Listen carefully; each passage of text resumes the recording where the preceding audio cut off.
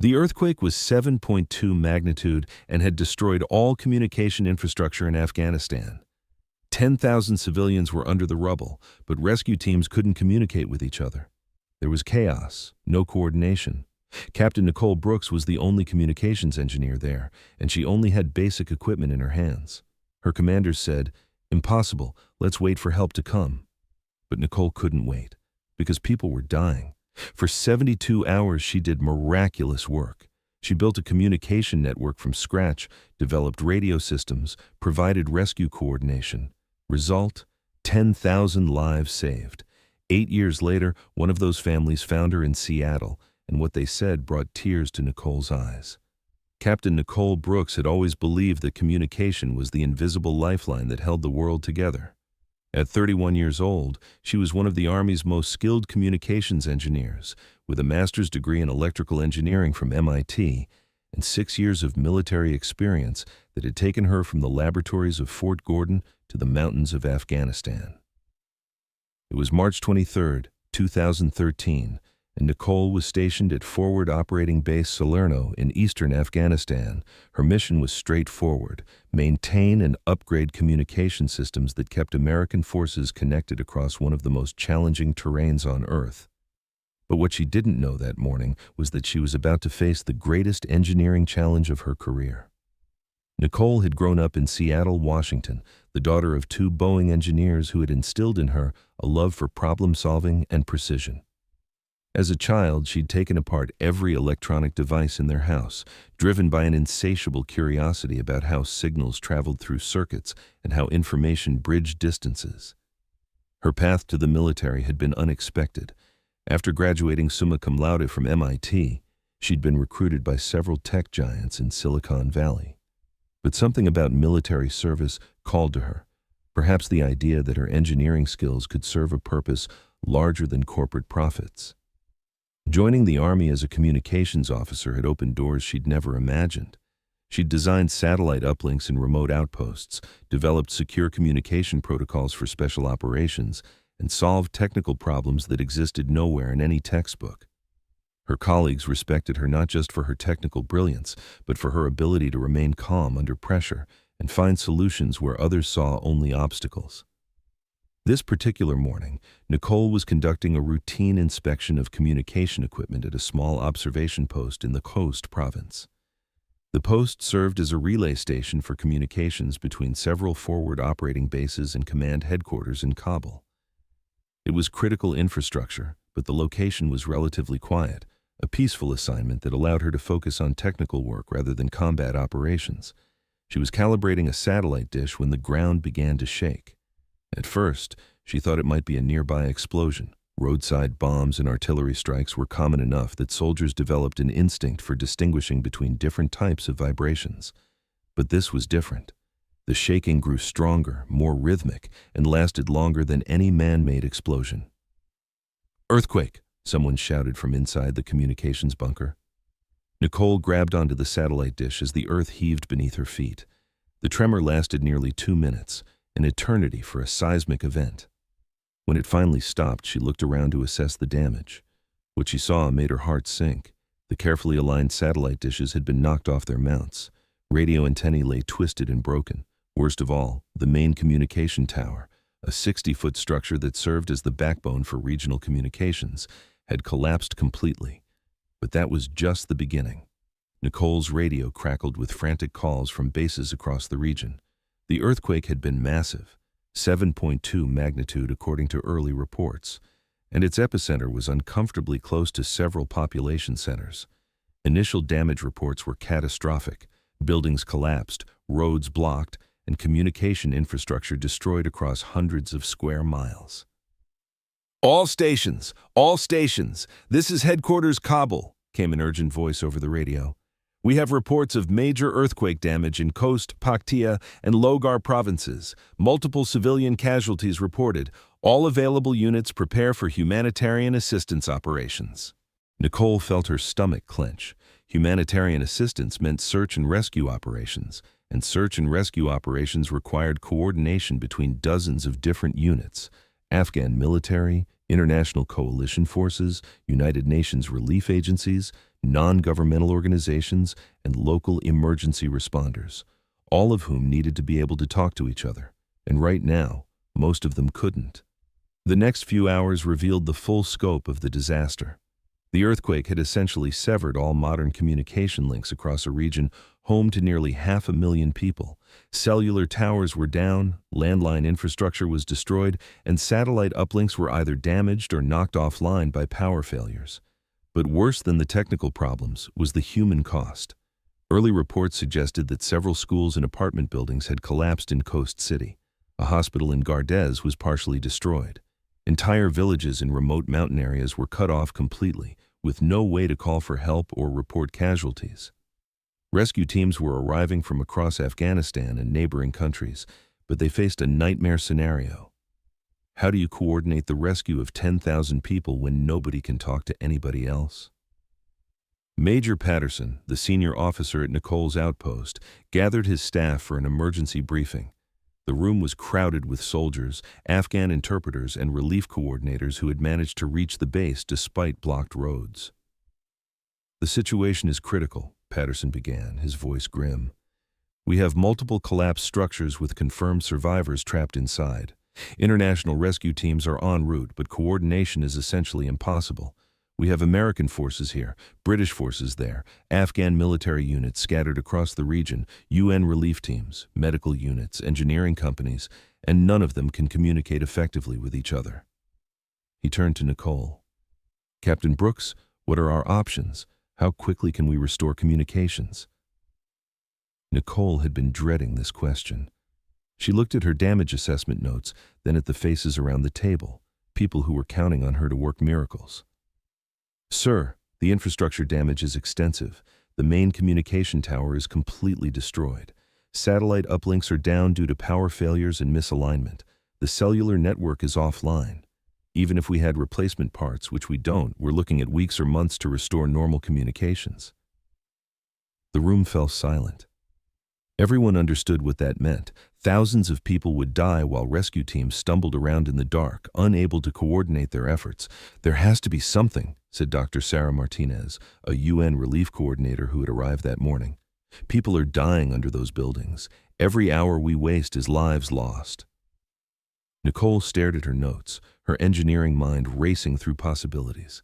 Conventional solutions were impossible. She didn't have the time, the parts, or the infrastructure to rebuild what the earthquake had destroyed. But maybe conventional solutions weren't what was needed. "Sir," Nicole said slowly, "I might have an idea. It's not pretty, and it won't give us the bandwidth or reliability of normal systems, but it might work." "Tell me." "I can build a temporary communication network using salvaged parts and improvised equipment.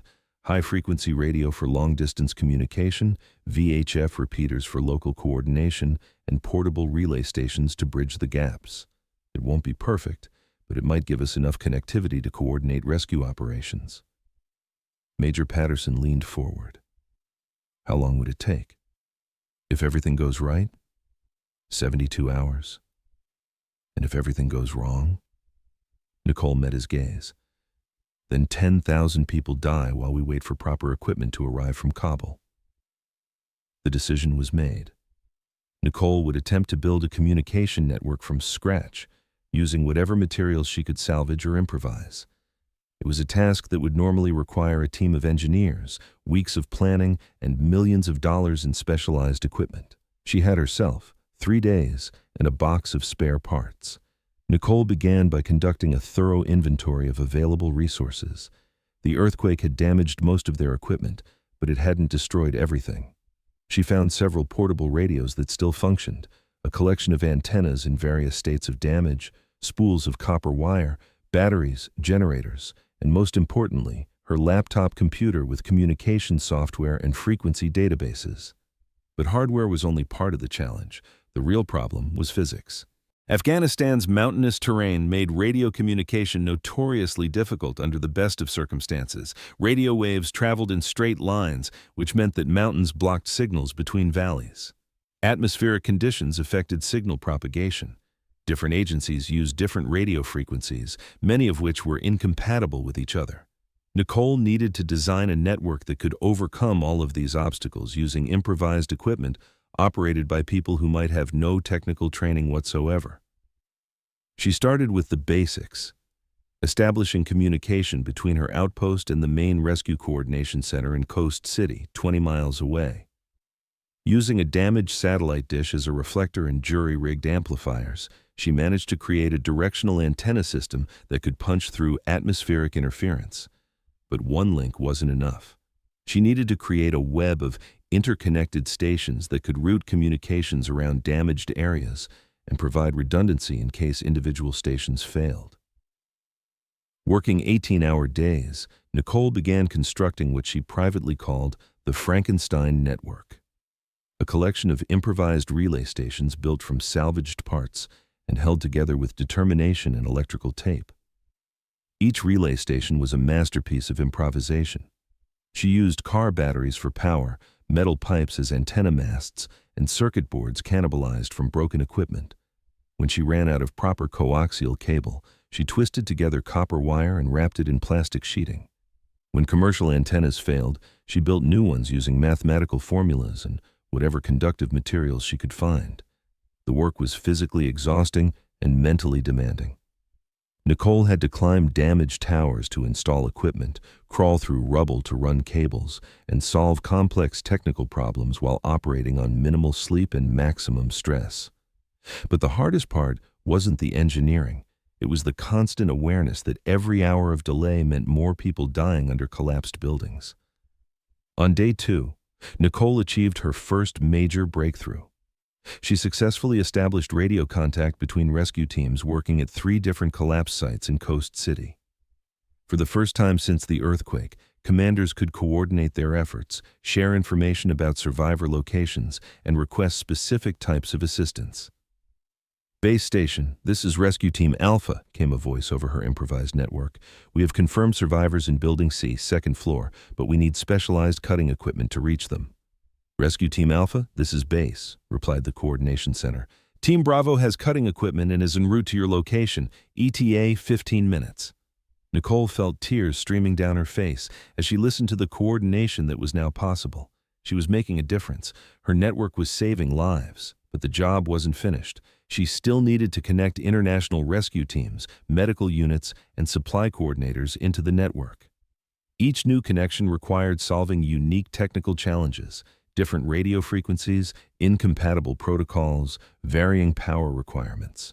By day 3, Nicole had expanded her network to include 12 relay stations covering nearly 200 square miles. Rescue teams that had been operating blindly could now coordinate complex operations. Medical helicopters could communicate with field hospitals about incoming casualties. Supply convoys could route around blocked roads based on real-time information from reconnaissance units. The improvised network wasn't perfect. Signals faded during certain weather conditions. Some frequencies suffered interference from other electronic equipment. The system required constant monitoring and adjustment to maintain connectivity. But it worked, and that made all the difference. Over the next week, as professional communication equipment arrived and permanent repairs were made, Nicole's improvised network served as the backbone for one of the largest humanitarian rescue operations in Afghanistan's history. 10,000 people were pulled from collapsed buildings. Medical treatment was provided to thousands more. Supply lines were established to remote villages that had been cut off by landslides. When the final casualty reports were compiled, the numbers were sobering, but could have been much worse. Despite the earthquake's magnitude and the extensive building collapses, the death toll was significantly lower than had been feared. International relief agencies credited the rapid restoration of communications as a key factor in the successful rescue operations. Nicole's commanding officers recommended her for the Bronze Star Medal for her exceptional engineering skill and tireless dedication under extreme circumstances. The citation noted that her improvised communication network had directly contributed to the preservation of thousands of civilian lives. But for Nicole, the real reward came in the form of radio messages from rescue teams. Another survivor found. Medical evacuation complete. Family reunited. Each message represented a life saved, a family kept together, a future preserved. After the immediate crisis passed, Nicole was transferred back to the United States and eventually left active duty to pursue a career in civilian telecommunications. She settled in Seattle, not far from where she'd grown up, and took a position with a technology company that specialized in emergency communication systems. She rarely spoke about her time in Afghanistan. When asked about her military service, she would simply say that she'd worked on communication systems and leave it at that. The Bronze Star Medal sat in a drawer in her bedroom, occasionally glimpsed but never displayed.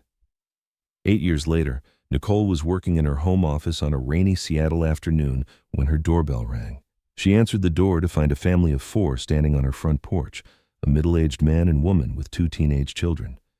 "Excuse me," the man said in heavily accented English. "Are you Nicole Brooks, Captain Nicole Brooks?" Nicole's heart skipped a beat. She hadn't been called by her military rank in years. "I was. I'm just Nicole now. Can I help you?" The man's eyes filled with tears. "My name is Hassan Ahmadi. This is my wife Fatima and my children, Amir and Layla. We are from Afghanistan, from Khost Province." Nicole felt recognition dawning. "You were there during the earthquake?" "Yes. We were trapped in our apartment building for 6 days. My wife was pregnant. She was hurt. My son had a broken leg. We thought we would die." Hassan's voice broke with emotion. "But on the 3rd day, we heard the rescue teams talking on their radios. They were coordinating, sharing information, working together. They found us because they could communicate with each other." He reached into his jacket and pulled out a faded photograph, a picture of rescue workers pulling his family from the collapsed building. "They told us later that there was an American woman engineer who had built the communication system that made our rescue possible. We asked everyone, but no one knew your name. We never forgot you." Nicole found herself crying as Hassan continued his story. "We came to America as refugees after the earthquake. The building collapse injured my wife's spine. She needed surgery that was only available here. The Refugee Resettlement Organization helped us, and eventually we were granted asylum." "How did you find me?" Nicole asked through her tears. Hassan smiled. "My son Amir is studying electrical engineering at the University of Washington now. He wrote a research paper about emergency communication systems and found military records that mentioned your work during the earthquake. We have been searching for you ever since." Hassan's wife, Fatima, stepped forward. Despite walking with a cane, her face was radiant with joy. "Miss Nicole, I want you to meet my daughter Layla. She was born 6 months after the earthquake. She is alive because you saved us." Nicole knelt down to meet the teenage girl, who shyly offered her a handmade card that read, "Thank you for saving my family," in careful English. "We wanted you to know," Hassan said, "that your work saved more than just our lives. It saved our future. Amir is becoming an engineer like you. Layla wants to be a doctor. We have built a new life in America, and none of it would have been possible without you." Nicole invited the family inside, and they spent the afternoon sharing stories.